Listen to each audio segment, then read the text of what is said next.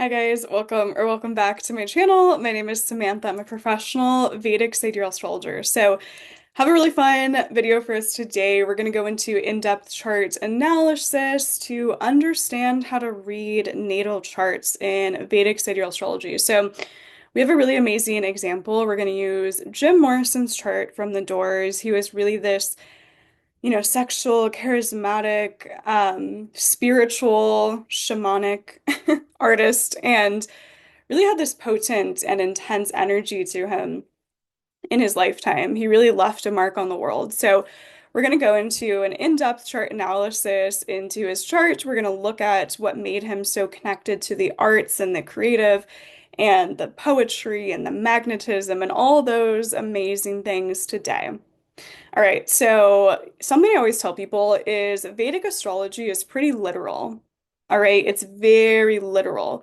We're going to find things that we read about in nakshatras or placements, and you're going to find people who have these placements in nakshatras will speak on themes of these nakshatras verbatim.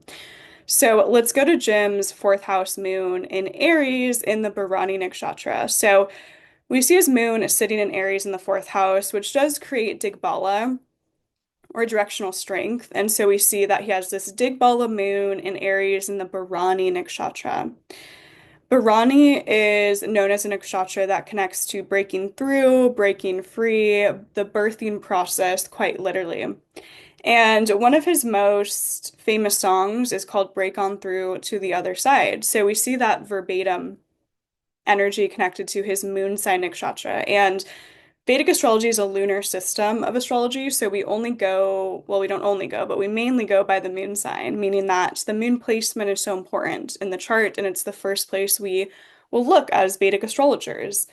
So to see that moon in Bharani getting Digbala or directional strength, he was very focused on, destroying old ways of doing things and rebuilding these new energies in his lifetime.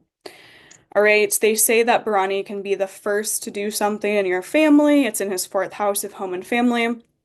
His whole family was very traditional, and it was one of his biggest struggles and karmic experiences in this lifetime was he was this really free-spirited, electric, creative artist, and he grew up in this very traditional family. His father was very strict. His father was in the military.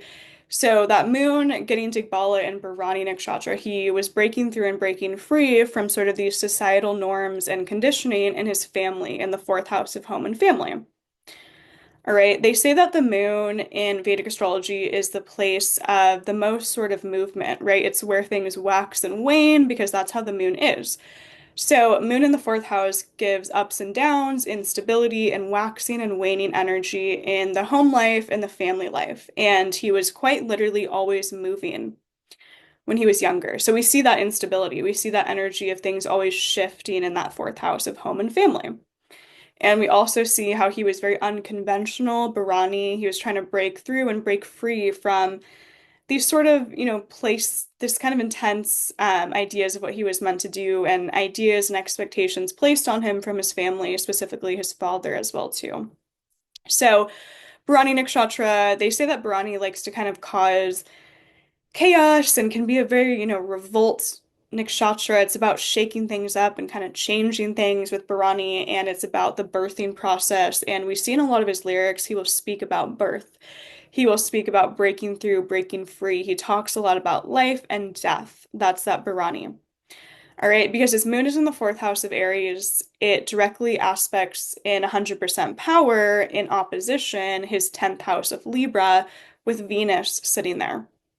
So, Moon Venus aspects, whether it's a conjunction or an opposition, both will cast their energy to each other in 100% power in Vedic astrology, will give someone this Moon Venus energy. So, it means that he was very, creative, sensitive, connected to the pleasures of life. Moon Venus aspects can be very into like the touch and the physical and the sexual. That's that Moon Venus energy and very charismatic, very alluring, very beautiful. They say that Moon Venus aspects cause a lot of beauty and attraction to the opposite sex.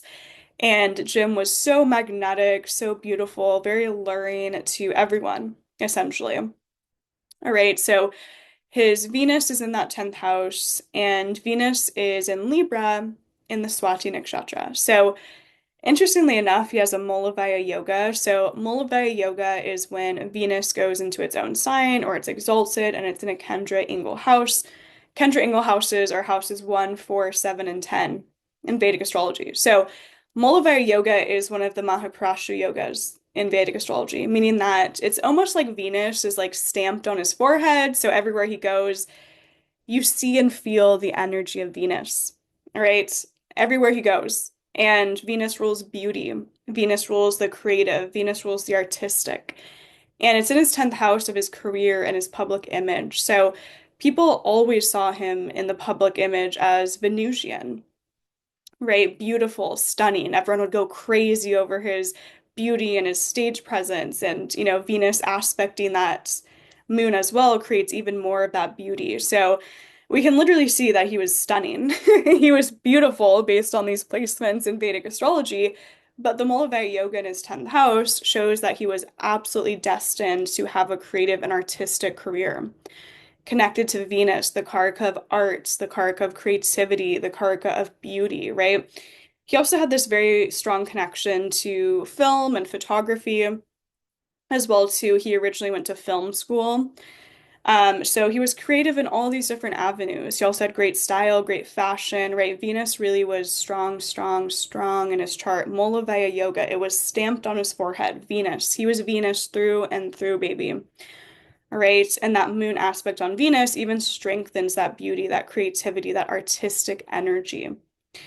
All right. And the moon aspect on Venus is interesting in his 10th house because a lot of themes in his work was very much around the subconscious, right? And the moon is the subconscious, the hidden, and it aspects that 10th house of career as well too. So a lot of this like subconscious creative energy in his work. All right. And in Vedic astrology, we always read things from Chandra Lagna or Moon as the ascendant. And when we flip his chart from Moon as the ascendant, which would make his fourth house the first house, we count around to that Venus and Libra placement, and we actually still get the Mulavaya Yoga from Chandra Lagna. So Chandra Lagna, Venus goes to his seventh house of Libra. All right, that's still a Kendra Ingle house, 1, 4, 7, and 10. So we get the Mulavaya Yoga from Lagna, natal ascendant, and then we get the Mulavaya Yoga from Chandra Lagna or Moon as the ascendant. So we have this, very strong Mulavaya Yoga. Venus, baby, beauty, creativity, artistic abilities. Venus is that creative, beautiful, sensitive, artistic energy. All right, Venus is also the energy of indulgence. So because Venus is so strong in his chart, he has to watch out. And then that moon aspecting Venus, he was very into like the sensual pleasures, right? He loved to drink, he loved to indulge in substances, he loves to party, he loved to, sleep with a lot of different women. That's that Venus aspecting in the moon and that strength of Venus. All right, planets in our chart that are strong, they're strong for the good and the bad. Best believe it. It's not going to be just, oh, you get all the positives of Venus, right? We also get that energy of overindulgence. So because he has that moon Venus aspect, he was very, overindulgent as well in his lifetime. And something that he had to learn to balance was not, indulging in everything. Right? By the end of his career, he was drinking so much, he was partying a lot, he was taking things to extremes, having all these women, I'm sure cheating on his girlfriend at the time, right? That's that Venus moon aspect and the strength of Venus, because Venus, when it's really, really strong, people are so connected to the sensual pleasures in this lifetime. All right. So best believe that he was also working with the downside of Venus as well, too. All right, so let's go over to Jim's fifth house. All right, fifth house is the house of creativity and performing and artistic talent as well too. And we see that he has Mars retrograde in his fifth house of Taurus. So Mars, when it goes retrograde, creates an energy where the planet becomes stronger, actually. It's not weaker like they say in Western astrology. A retrograde planet is strong, strong, strong in the chart. All right, Mars is that very intense energy. It's the sexual, it's connects to things like war and aggression and physical energy, motivation. When Jim was on the stage, he had such a Mars, presence, stage presence in that fifth house of creativity. He was sexual and he was dancing all the time and screaming, and he was very Martian. And what I find very interesting, guys, I've said this before, I'll say it again. Vedic astrology is very literal. It's very literal.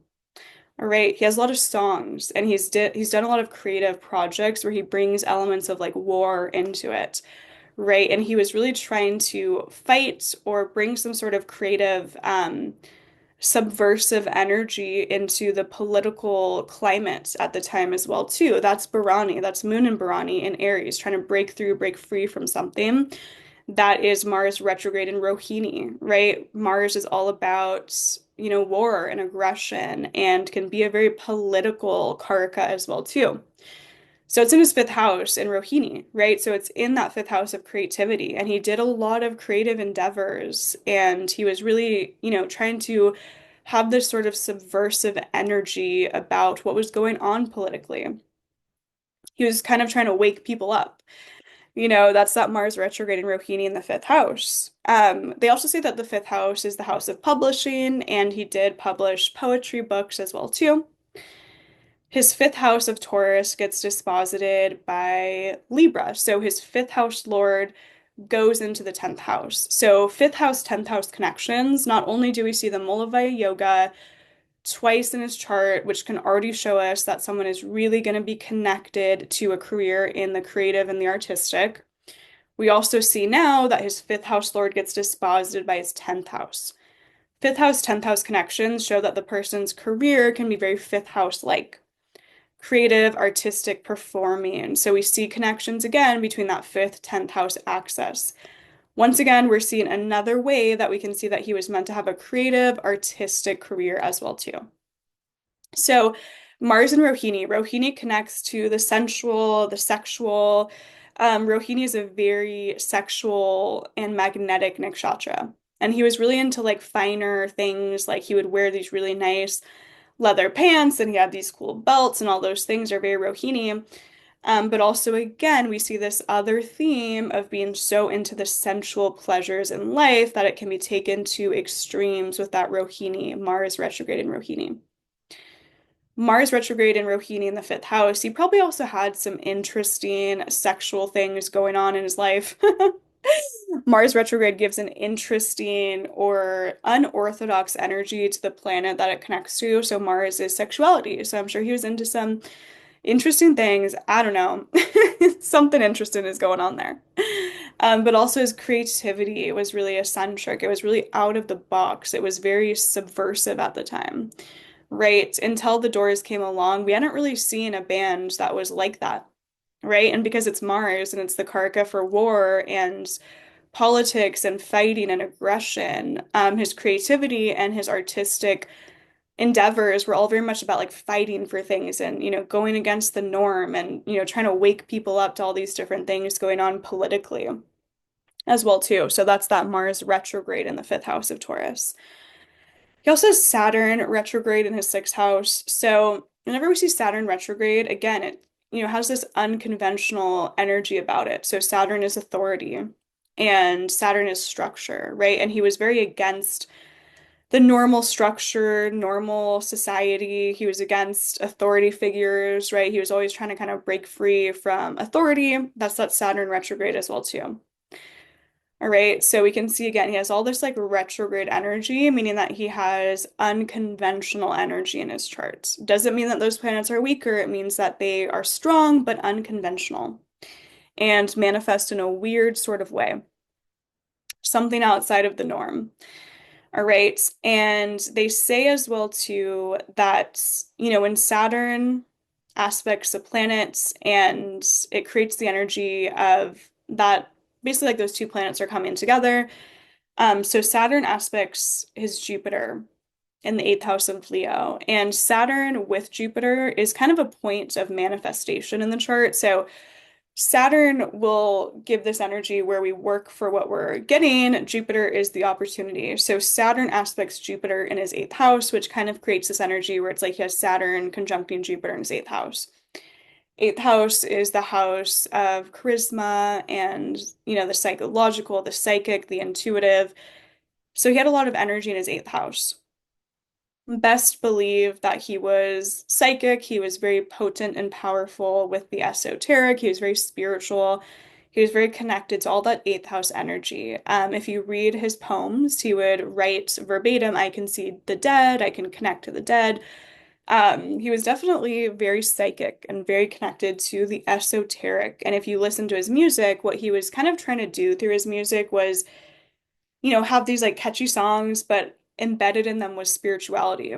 And embedded in it was like trying to wake people up to like, hey, there's a lot more going on than what y'all think this all is, right? Like this is nothing, there's so much more to this life and to this world than just what we see and what's put in front of us, right? That's that Saturn Jupiter in the eighth. Also brings a point of manifestation to that eighth house of charisma. So very charismatic, very sexually charismatic chart as well too, which we obviously saw in his lifetime. So we see Rahu in the seventh, Ketu in the first for his nodal axis. He has Ketu on the ascendant, which is a classic placement for someone being very mysterious, very elusive, very spiritual, very, metaphysical. Ketu in the first will give this energy to people where they're just so like magnetic and intriguing. And you kind of feel like you can never get enough of people with Ketu in the first house because Ketu is that void of the chart. The first house is the house of how they come across. So you'll find when people have Ketu in the first house, people can get obsessed with these people because we feel like we can never get enough of them and we're always kind of wanting more of that person, right? Another example is Lana Del Rey also has Ketu on her ascendant, and she comes across very mysterious, very elusive, very ethereal, very creative. But we always kind of feel like there's this like mystery there, right? We can never really fully get to the core of them. We're like, wait, what else is going on there? That's Ketu in the first house.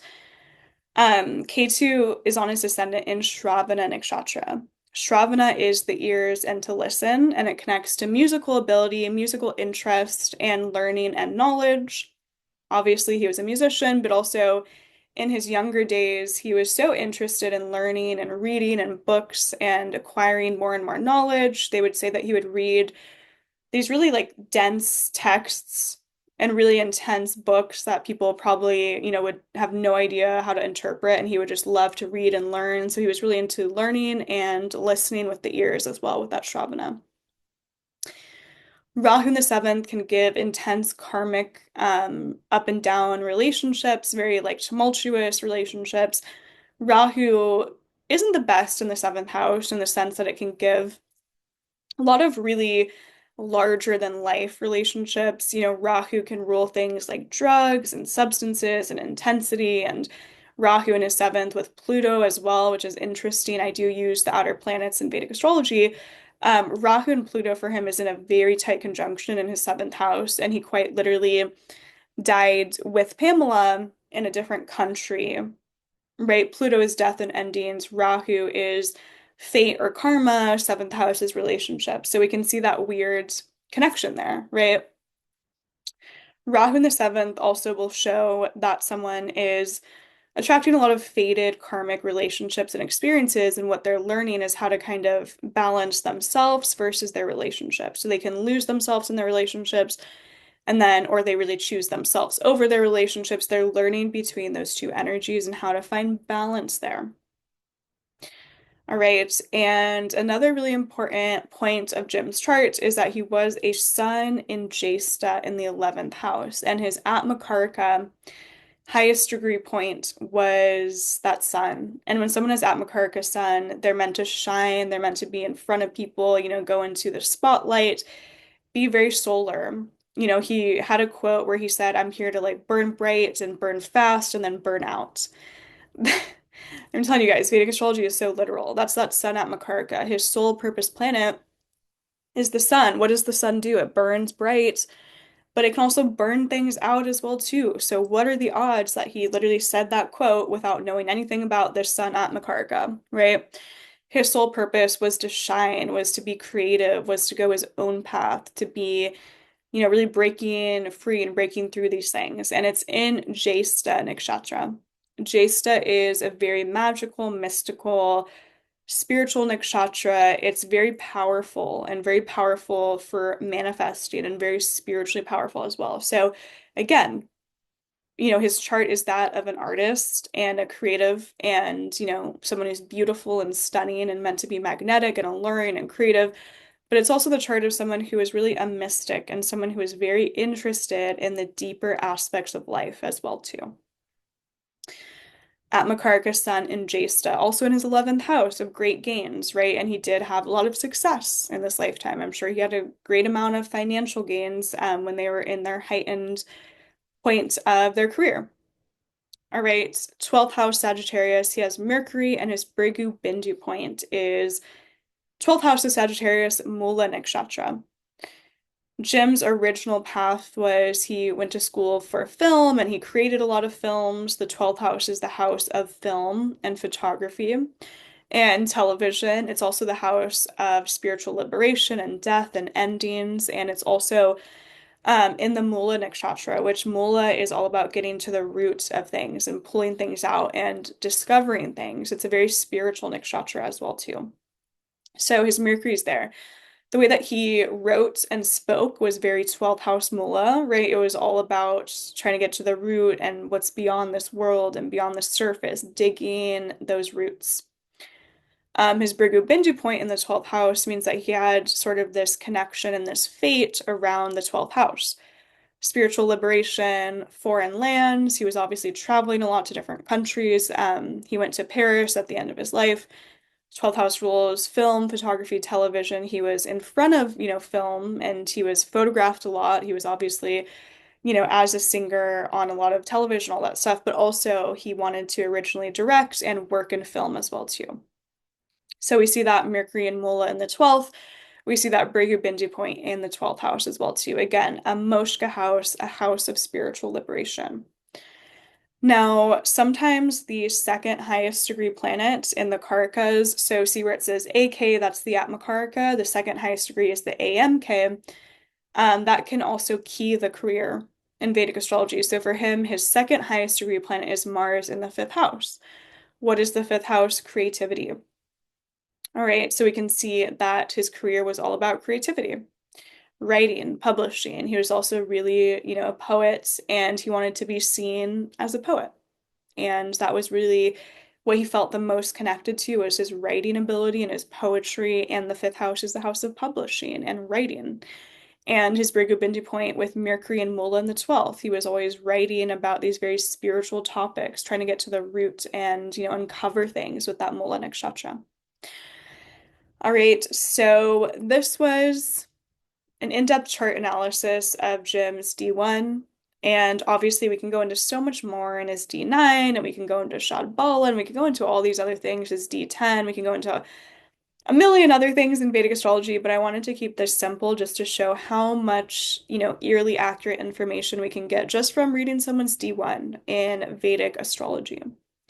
All right, so I hope you guys enjoyed this. I've always felt so connected to Jim from really young age, and I just love him so much. And I think he was just such an amazing, interesting, creative, metaphysical, shamanic soul who just kind of came in and burned really bright at Makaraka's sun. He burned really bright, really fast, and kind of burnt himself out, unfortunately, with that sun at Makaraka, with, that Venus moon, strong Venus. He really kind of fell into all his pleasures and his more hedonistic stuff, even though the core of who he was really this mystical, intelligent, insanely talented, philosophical human being.